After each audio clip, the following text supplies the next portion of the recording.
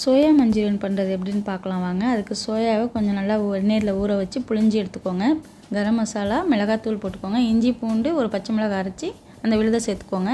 Cornflour போட்டு ஒரு 10 நிமிஷம் மேரினேட் பண்ணிவிடுங்க. அது அப்படியே இருக்கட்டும். இதை ஒரு பேனில் எண்ணெயில் போட்டு பொரிச்சு எடுத்துடலாம். கொஞ்சம் நல்லா கோல்டன் ப்ரௌன் வர வரைக்கும் பொரிச்சு எடுங்க. அடுத்து ஒரு கடாயில் கொஞ்சமாக ஆயில் சேர்த்துக்கோங்க. ஆனியன் போட்டு நல்லா வதக்கிக்கோங்க. ஒரு ஸ்பூன் இஞ்சி பூண்டு பேஸ்ட்டு. அடுத்து ஒரு கேப்சிகம், இது எல்லாமே க்யூப் சைஸில் கட் பண்ணி வச்சுக்கோங்க. ஒரு ஸ்பூன் மிளகாய் தூள் நல்லா வதக்கிடுங்க.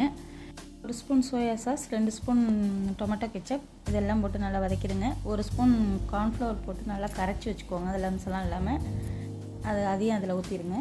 இது நல்லா எல்லாத்தையும் மிக்ஸ் பண்ணிவிடுங்க. தேவையான அளவு சால்ட் ஆட் பண்ணிக்கோங்க. கொஞ்சம் நேரத்தில் திக்காகி இந்த மாதிரி வந்துடும். சுகர் ஒரு ஸ்பூன் ஆட் பண்ணிக்கோங்க. ஃப்ரை பண்ணி வச்சுருக்க சோயா சங்க்ஸ் எல்லாம் அதில் மிக்ஸ் பண்ணிக்கோங்க. 5 மினிட்ஸ் அப்படியே ஊற வச்சுருங்க. டேஸ்டியான சோயா மஞ்சூரியன் ரெடி.